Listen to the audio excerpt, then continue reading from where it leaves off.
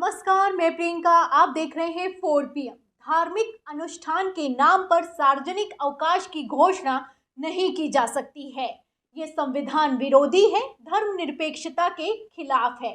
जैसा चल रहा है, अगर वैसा ही चलता रहा तो कल को कोई आएगा और कहेगा कि हमें मस्जिद में नबी को स्थापित करना है, सार्वजनिक अवकाश की घोषणा कर देनी चाहिए, तो इसको मान लिया जाएगा क्या?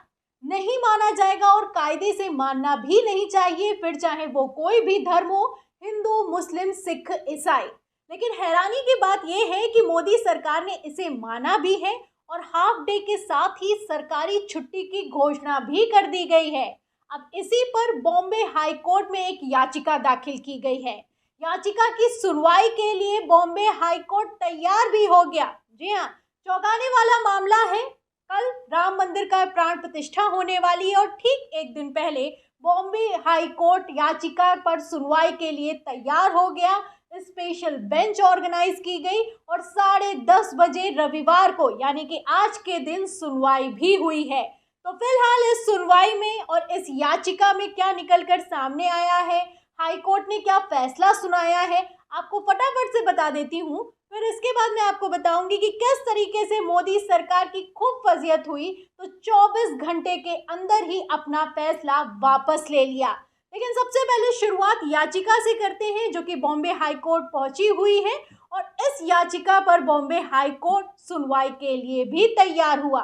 खबर आप देखिए न्यूज़ 24 की। देखिए, इस खबर में लिखा है कि महाराष्ट्र में 22 जनवरी की छुट्टी के खिलाफ याचिका। हाई कोर्ट में 4 स्टूडेंट के दायर की याचिका।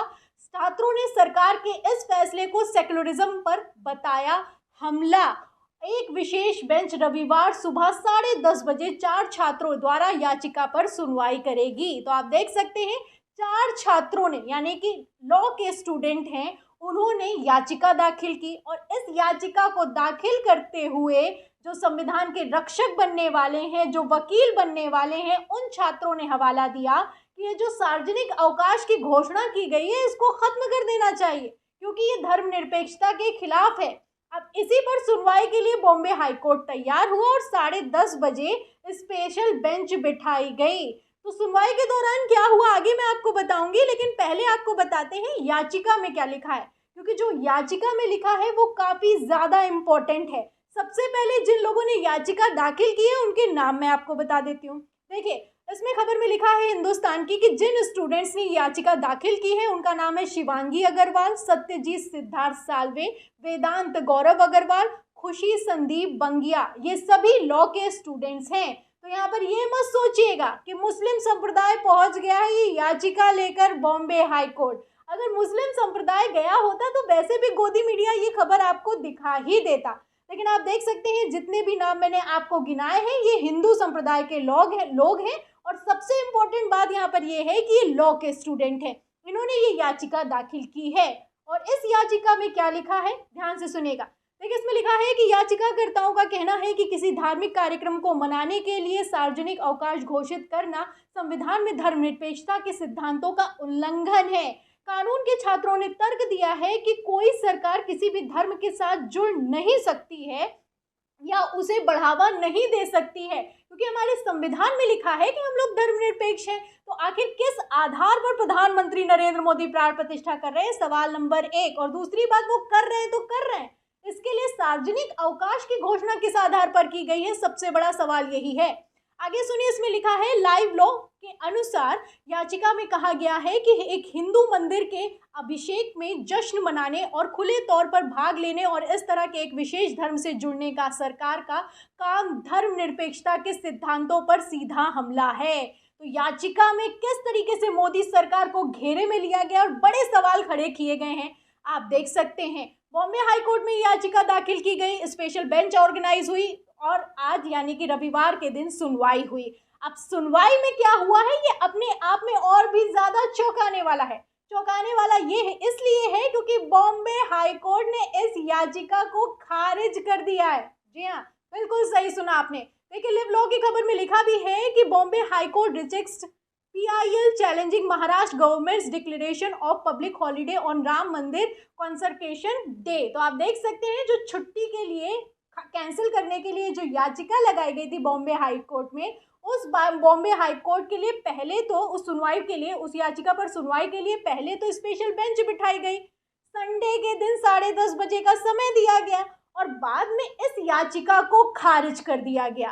तो अब इस पर सवाल खड़ा हो रहा है कि अगर इस याचिका को खारिज ही करना था तो जब लगाई गई थी तभी खारिज कर दिया होता, क्योंकि उसको उसी वक्त खारिज करने का भी अधिकार होता है। कोर्ट ये भी कह सकता है कि हम इस पर सुनवाई नहीं कर सकते हैं, ये सुनवाई के लायक नहीं है, लेकिन फिर भी इसके लिए सुनवाई का समय भी मुकर्रर किया गया।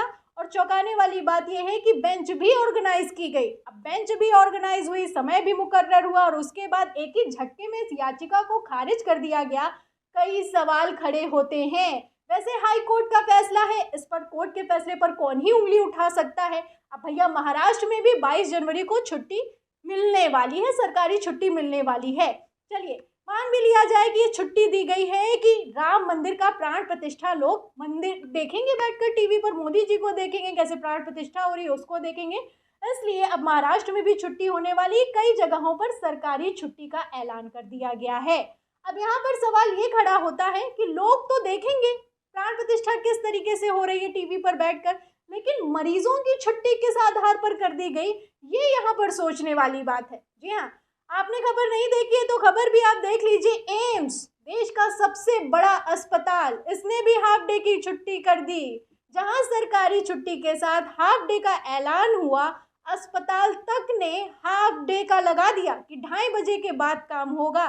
लैब बंद कर दिए गए, यहाँ पर आप देख सकते हैं ओपीडी को बंद कर दिया गया और उसी के साथ अस्पताल भी बंद हो गया। ये पूरा फरमान निकाला गया और ये फरमान जैसे ही निकल कर सामने आया वैसे ही देखते देखते सोशल मीडिया पर वायरल हो गया।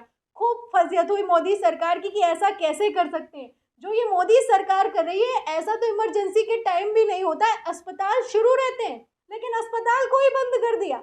अब अस्पताल को ही बंद कर दिया, मरीज जाकर क्या करेगा।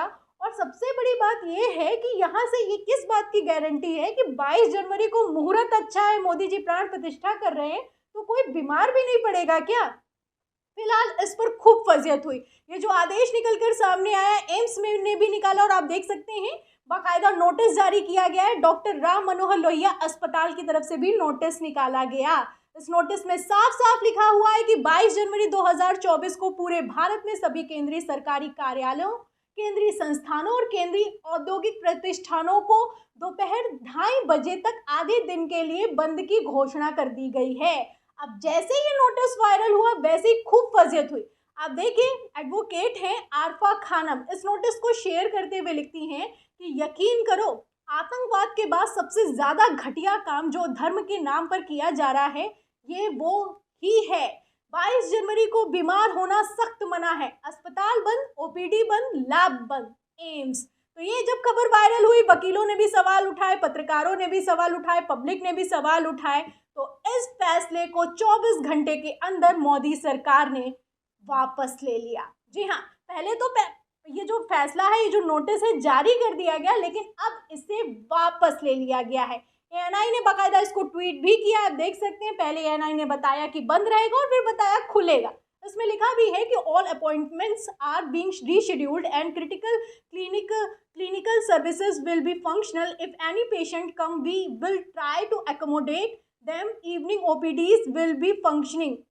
एम्स ऑफिशियल, यानी कि एम्स की तरफ से ऑफिशियल नोटिस निकाला गया कि भैया ऐसा कुछ भी नहीं होने वाला है, जैसा हम पहले करने वाले थे वैसा कुछ भी नहीं करने वाले हैं। अब यहाँ पर हंसी भी आती है और गुस्सा भी आता है, क्योंकि मैं आपको बता दूं ये जो ऑर्डर पास किए जाते हैं कोई हवाई नहीं कर दिए जाते हैं, कोई बच्चे बैठकर प्लान नहीं बनाते हैं।